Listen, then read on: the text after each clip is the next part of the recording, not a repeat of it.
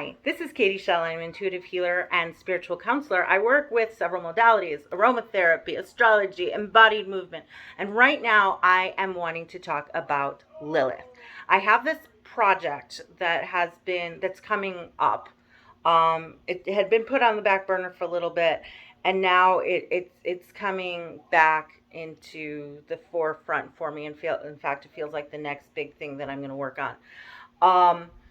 And because of that, a lot of my Lilith stuff is coming up. And working with Lilith, it kind of ties it all in, and ties in the embodied movement, it ties in the self-love, it ties in the really deep understanding of our connection with the earth and with ourselves, accepting ourselves. And then, of course, with the true black moon Lilith, we can kind of see where this appears in our life through the astrology of it.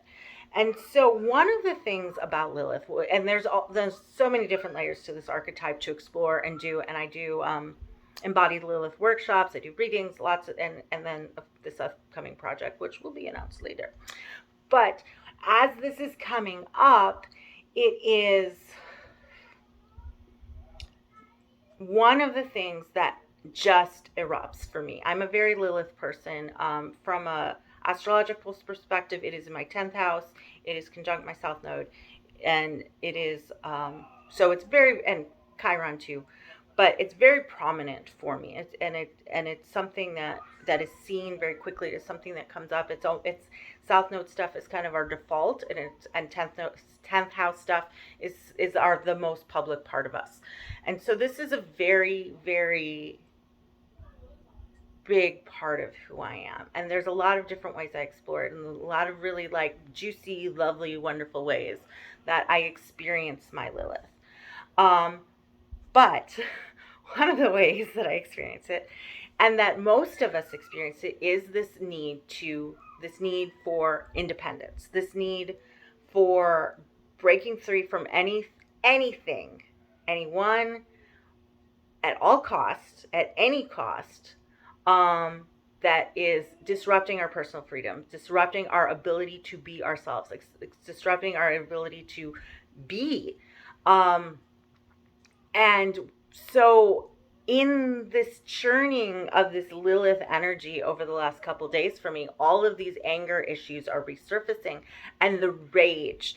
I am going to be unapologetic about this stuff, because I think it's important to share that I'm not all love and light and peace and harmony all the time. I like to share that stuff because I think it's important to understand how to get from rage to peace. And that in order to see through this stuff and move through this stuff, it's important. We don't want to ever suppress it, but we don't want to project it on others either. So even if somebody's activating this for us, and several people have activated this for me in the last couple days, or the last day and a half, really, it's been a day that it's been erupting. And it is about breaking free. It's about claiming our independence, about who is stopping me, what is, how am I being stopped from being fully, truly myself? What is keeping me from doing that? And anything that's activating that suddenly becomes this thing that we will try to break free from at all costs, at any cost. Because when we talk about the Lilith archetype, she left the safety of Eden to the unknown, to the scary unknown wilderness, just so she could express herself and be herself in the way she needed to be. And it didn't matter.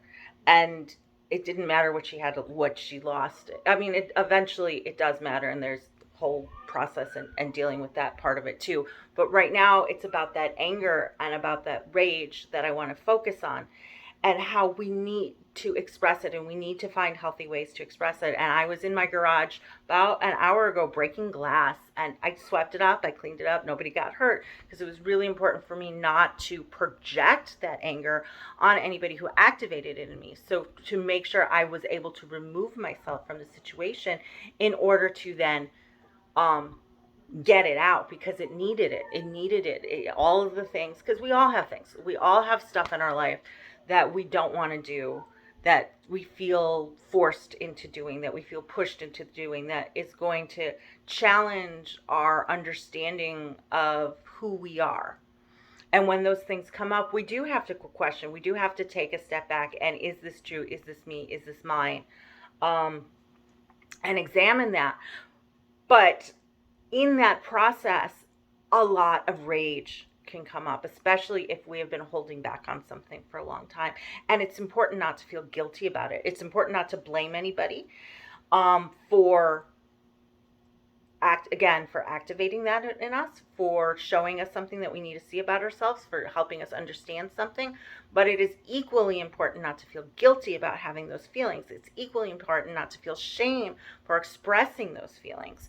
And so as we do it, as we feel that rage bubble up in our bodies, letting it be true and okay and accepting it, because we have to accept all parts of ourselves, including the parts that want to say F it and just burn the whole place down and just and say, see you later. I'm gonna go. I don't care what you effers think or do. I need to do my own thing in my own way, and I'm gonna burn this to the ground. You express it, you move it, and then you can come back and have a rational conversation with other humans once you've done it. But you have to let that kind of, that primal, that emotional part of you be free to be expressed in some way.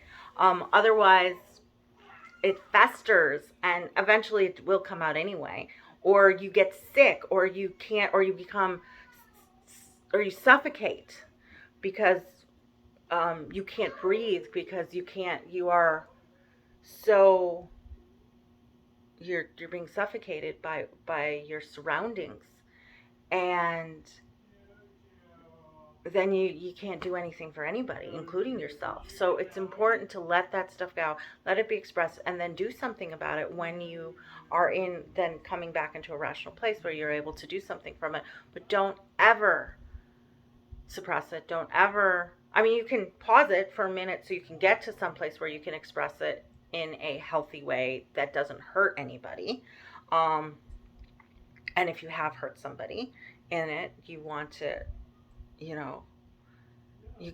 can apologize for that, but don't make the feelings wrong because they were expressed in a way that had effects that were not what you would have wanted to have. So anyway, I hope this helps, and lots more Lilith stuff coming up. So thank you for joining me. Have a great day.